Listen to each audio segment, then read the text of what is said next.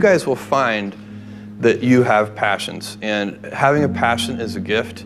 I think we all have passions, and you don't get to choose them, they pick you, but you have to be alert to them. You have to be looking for them.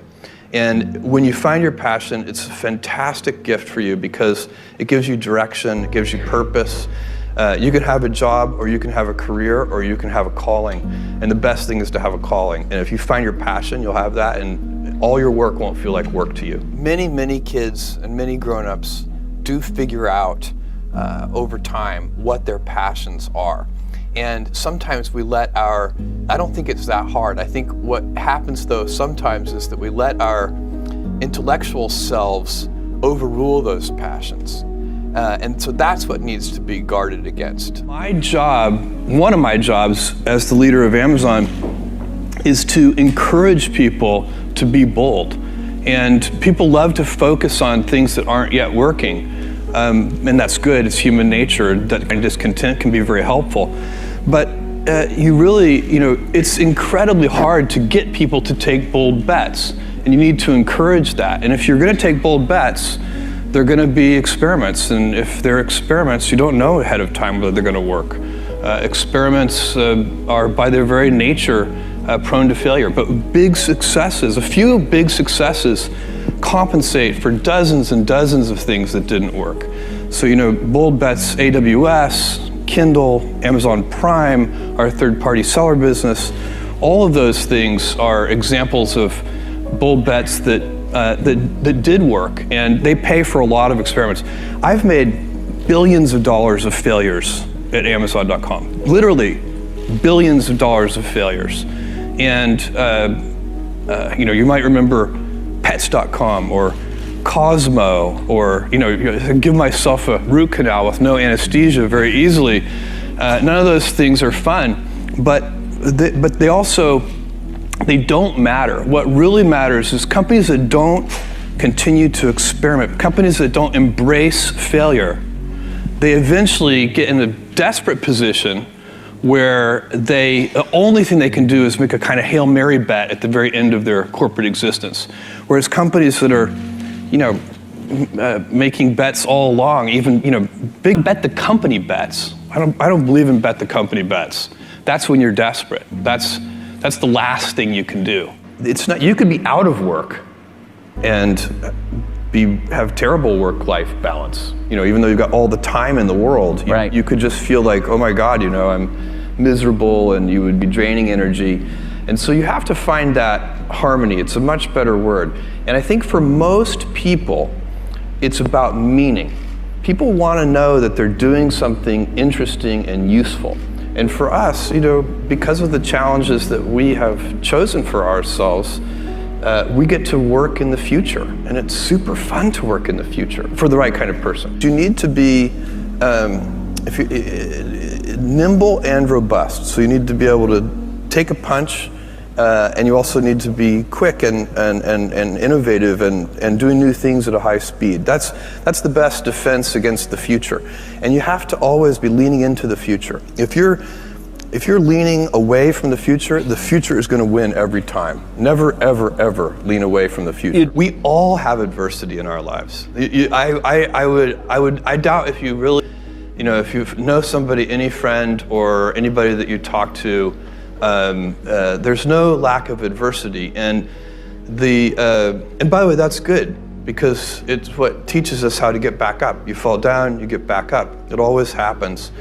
And you get certain gifts in life, and you want to take advantage of those. But I guess my advice on adversity and success would be to be proud not of your gifts, but of your hard work and your choices. So, you may be, the kinds of gifts you get in life, you might be really good at math. It might be really easy for you. That's a kind of gift. But practicing that math and taking it to the next step, that could be very challenging and hard, and take a lot of sweat.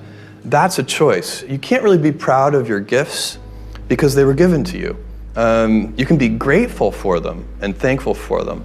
But your choices, you choose to work hard. You choose to do hard things. Those are choices that you can be proud of. Being an inventor requires, because the world is so complicated, you have to be a domain expert. I mean, in a way, even if you're not at the beginning, you have to learn enough so that you become a domain expert. But the danger is once you become a domain expert, you can be trapped by that knowledge.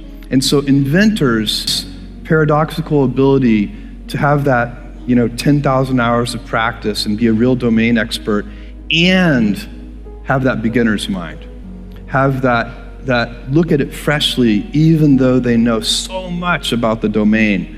And that's the key to inventing. You have to have both. And I think that is intentional. I think all of us have that inside of us and we can all do it, but you have to be intentional about it. You have to say, yeah, I am going to become an expert and I'm going to keep my beginner's mind. You can't skip steps. You have to put one foot in front of the other. Things take time. There are no shortcuts. And but you want to do those steps with passion and ferocity. It's easy to have ideas. It's very hard to turn an idea into a successful product. There are a lot of steps in between, and it takes persistence, relentlessness.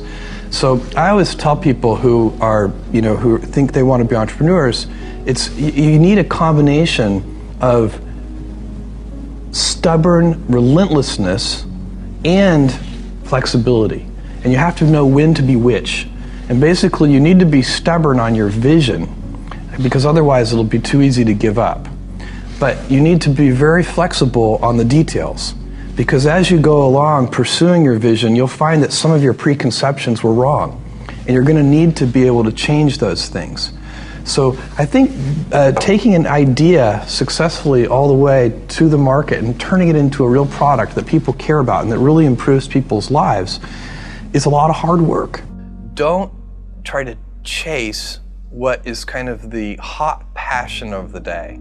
I think we actually saw this, I think you see it all over the place in many different contexts, but I think we saw it in the internet world quite a bit, where at the sort of peak of the sort of internet mania in say 1999, you found people who were very passionate about something. They kind of left that job and decided, I'm going to do something in the internet, because it's it was almost like the the 1849 gold rush in a way. I mean, you find that people, if you go back and study the history of the 1849 gold rush, you find that at that time everybody who was within shouting distance of California was, they might have been a doctor, but they quit being a doctor and they started paying.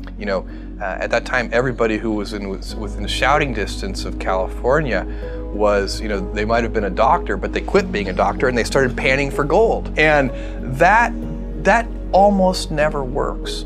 And even if it does work, according to some metric, financial success or whatever it might be, I suspect it leaves you ultimately unsatisfied. So you really need to be very clear with yourself. And I think one of the best ways to do that is this notion of projecting yourself forward to age 80, looking back on your life and trying to make sure you've minimized the number of regrets you have. That works for career decisions, it works for family decisions. Do you want, I have a 14-month-old son, and it's very easy for me to, if I think about myself when I'm 80, I know I want to watch that little guy grow up.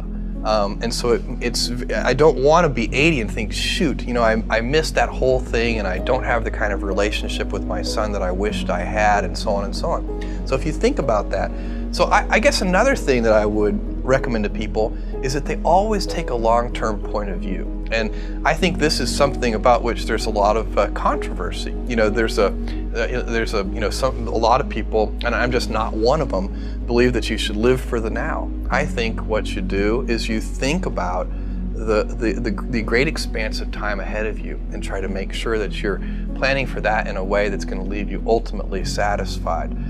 So this is the way it works for me. And I mean, everybody needs to find that for themselves. So I think there are a lot of paths to satisfaction, and you need to find one that works for you.